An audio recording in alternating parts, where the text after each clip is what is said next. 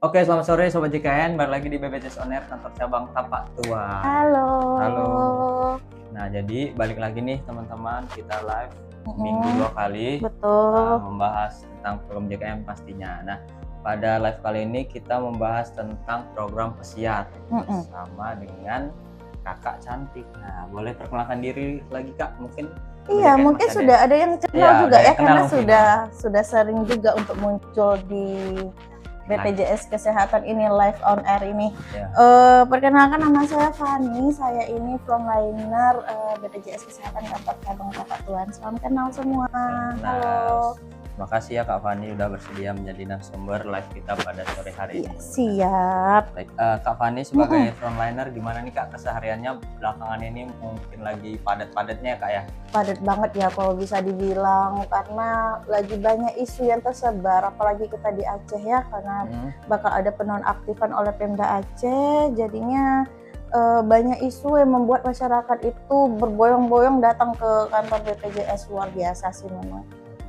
Tapi kita patut mengapresiasi itu, karena sebenarnya masyarakat itu sangat percaya dengan program JKN. Iya, benar. Buktinya aja ketika status tidak aktif langsung ngurus gitu. Jadi salah satu bentuk, sebenarnya bentuk kepedulian masyarakat juga ya. Iya, betul. Untuk program JKN kita. Oke, baik.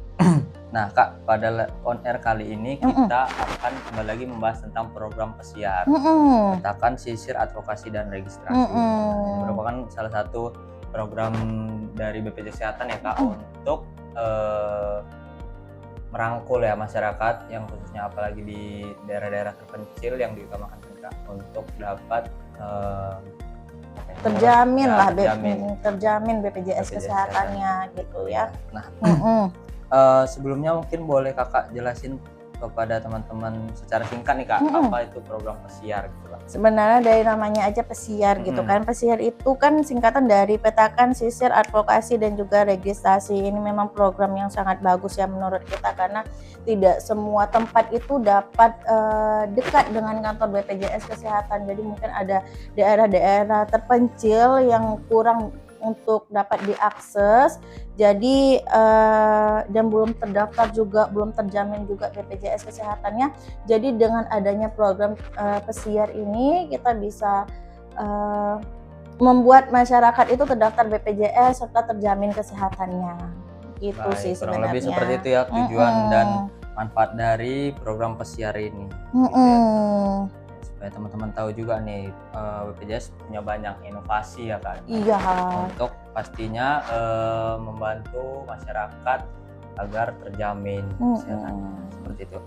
Salut sih kita dengan BPJS Kesehatan ini sebenarnya. Kakak bangga berarti ya Kak sebagai duta BPJS. Iya, bangga kita dapat menjamin seluruh kesehatan seluruh Indonesia, bahkan luar biasa sih. Apalagi Kakak yang setiap harinya bertemu sama peserta ya Kak, dengan berbagai, kita menerima semua keluh kesah peserta, semua apresiasi peserta terhadap BPJS Kesehatan. Patut kita bangga. Oke, mungkin sebelum kita menjawab pertanyaan dari teman-teman di kolom komentar Kak, kita kemarin ada buka Q&A terkait program pesiar ini. Jadi ada beberapa teman-teman Sobat JKN yang bertanya nih Kak. Kita mulai dari pertanyaan ini Kak, dari pertanyaannya yaitu bagaimana cara masyarakat ikut dalam program pesiar ini Kak?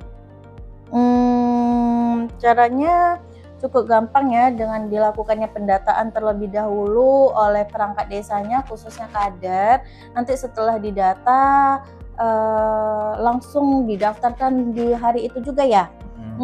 Jadi langsung didaftarkan, tapi dilakukan pendataan dulu oleh kader atau perangkat desanya. Siapa-siapa yang belum terdaftar program JKN, maka akan langsung kita lakukan pendaftarannya gitu. Berarti Kak, itu yang bagi yang belum terdaftar nih Kak? Betul. Jadi kalau ada yang udah terdaftar tapi non aktif nih Kak, apakah bisa juga dibantu? Bisa juga dong, kita kan melayani semuanya. Kalau misalnya ada yang non aktif, akan kita bantu juga untuk pengaktifannya sekaligus ya. Mantap. Berarti ini program benar-benar bermanfaat ya Kak ya, untuk masyarakat. Luar biasa ya. Oke, kita lanjut Kak, pertanyaan yang kedua. Apa lagi itu? Nah ini Kak, apakah program pesiar hanya ada di kota besar gitu Pak?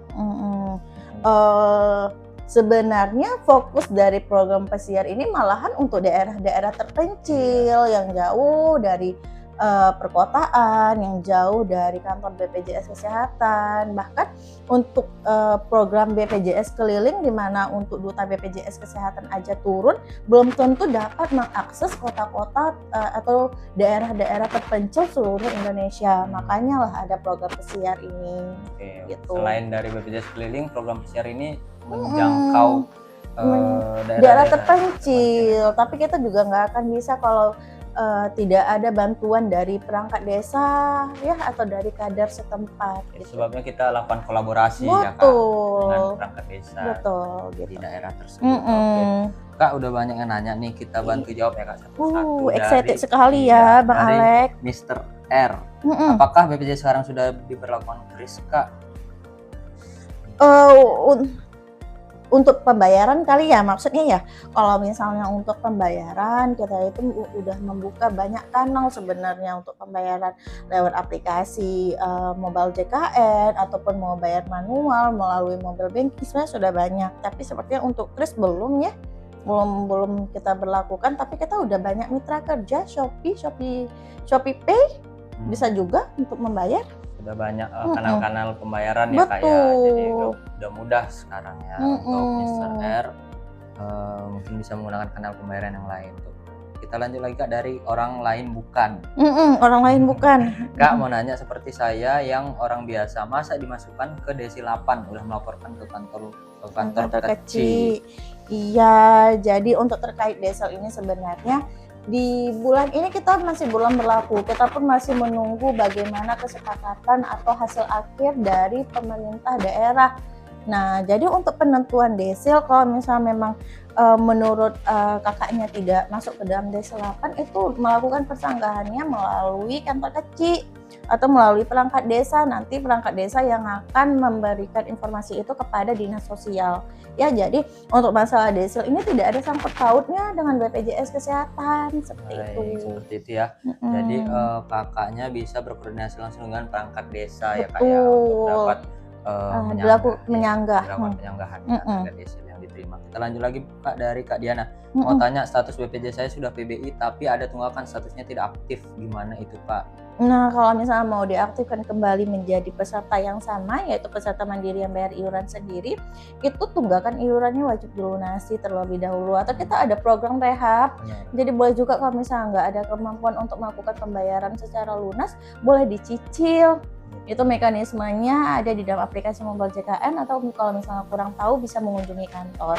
Itu teman-teman. Jadi jika ada tunggakan BPJS ada program rehab ya Kak. Iya.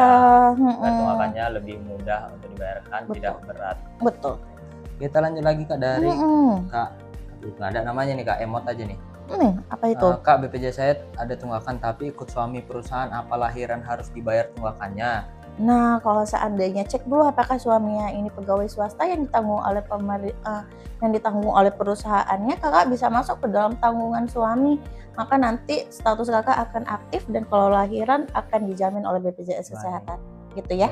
Oke, jadi kakaknya segera melaporkan ya ke perusahaannya agar dilakukan update.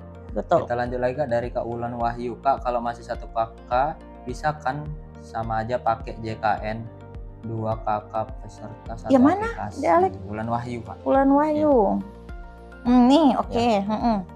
Kalau masih satu kakak keluarga bisa kan Kak sama aja pakai JKN 2 kakak peserta satu aplikasi mobile JKN. Orang satu aplikasi maksudnya Kak. Kalau seandainya kita itu tidak membaca kakak dalam aplikasi mobile JKN, melainkan kita itu membaca tanggungan iuran. Jadi perhatikan aja kalau misalnya tanggungan iurannya sama, itu berada dalam satu susunan, bisa menggunakan satu NIK aja untuk login. Namun apabila berbeda tanggungan, maka login menggunakan NIK yang satunya lagi. Gitu ya. Jadi kita di mobile JKN tidak membaca satu kakak, melainkan membaca tanggungan iuran. Seperti itu ya untuk Kak Wahyu. Kita lanjut lagi Kak dari Kak Denny Juliansyah. Lek cara ngecek desil gimana ya? Gimana Lek cek desil? Sebenarnya link desil ini sepertinya sudah kesebar ya ke seluruhnya. Namun kalau misalnya mau tahu lebih lanjut bisa mengunjungi kantor kecil melalui petugas PRG atau dengan mengunjungi dinas sosial. Nah, seperti itu ya untuk Kak Denny. Sudah terjawab. Kita lanjut lagi Kak dari Kak Etika Mul. Kak, desil itu gimana? BPJS aku aktif tapi desil 8 sedangkan aku masih tinggal sama orang tua. Nah, seperti yang saya bilang tadi, bahwasanya sebenarnya untuk masalah desil ini tidak ada sangkut pautnya dengan BPJS Kesehatan. Kalau mau melakukan penyanggahan atau mau menanyakan lebih lanjut masalah desil, silahkan mengunjungi PRG atau perangkat desa atau juga dinas sosial. Baik, seperti itu ya teman-teman, langsung aja menghubungi perangkat desa. Excited sekali ini yang menanyakan desil ya, karena lagi banyaknya isu terkait dengan penonaktifan peserta JKA. Iya. Kita lanjut lagi Kak dari Kak Ceraniak. Kak, kalau BPJS PBI pindah ke Mandiri, apa ada tagihan tunggakan apa langsung tagihan pertama? Kalau sebenarnya sebelum kakaknya itu di tanggungan PBI pernah daftar mandiri menunggak, maka status menunggak itu tidak akan pernah hilang, dia akan terus ada selamanya. Tapi kalau semenjak didaftarkan pertama kali memang langsung di dalam tanggungan PBI, maka ketika mendaftar mandiri kakak mulai dari nol, tidak ada iuran. Jadi lakukan pembayaran mandiri pertama gitu. Jadi harus tahu dulu ya Kak, kalau dari awal ada pernah mandiri dan ada tunggakan, maka tunggakannya akan ikut terbaca. Iya, betul. Jadi solusinya dibayar tunggakannya. Betul. Kita lanjut lagi Kak dari Kak EC90. Kak, bagaimana cara mengaktifkan kembali BPJS yang non aktif karena tidak ditanggung orang tua lagi? Kalau mau diaktifkan kembali itu bisa mendaftar mandiri melalui Pandawa di atas, bisa juga. Namun kalau misalnya coba cek dulu apakah di daerah setempat itu ada tanggungan pemerintah seperti di Aceh. Sampai saat ini masih ada tanggungan pemerintah Aceh, itu bisa didaftarkan menjadi tanggungan pemerintah. Cek lagi ya lokasinya di mana. Ataupun ketika umurnya masih di bawah 25 tahun dan masih kuliah ya Kak, ya, masih bisa ditanggung menjadi tanggungan orang tua. Iya. Kan surat keterangan aktif kuliah. Iya. Atau slip pembayaran SPP lewat Pandawa ya di atas. Seperti itu ya. Kita lanjut Kak dari Kak Parpeluvi. Bang, kalau mau buat BPJS apa aja yang perlu disiapin berkasnya? Mau daftar baru nih berarti kakak ini.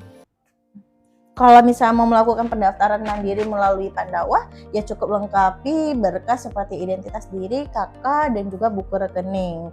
Namun tergantung lagi kalau misalnya di kantor BPJS cabang Tapak Tuan, berhubung kita mitra kerjanya masih Bank BSI, maka yang harus dilampirkan ada KK, buku rekening BSI, materai 10.000, dan juga KTP. Karena nanti semua berkas mandiri itu akan di-auto-debit oleh Bank BSI. Ya, seperti itu ya teman-teman. Kita lanjut lagi dari Kak Love. Kak, BPJS Mandiri sudah lunas tapi tiba-tiba dicek tidak aktif, itu kenapa ya? Coba kita harus selidiki lebih lanjut ini apakah memang semuanya sudah lunas atau ada kendala lainnya. Jadi kunjungi kantor aja ya biar dicek lebih lanjut. Ya, seperti itu ya untuk Kak Love. Kita lanjut dari Kak Nasta. Kak, kok aku satu kakak pisah akun JKE-nya, nggak bisa disatukan kah?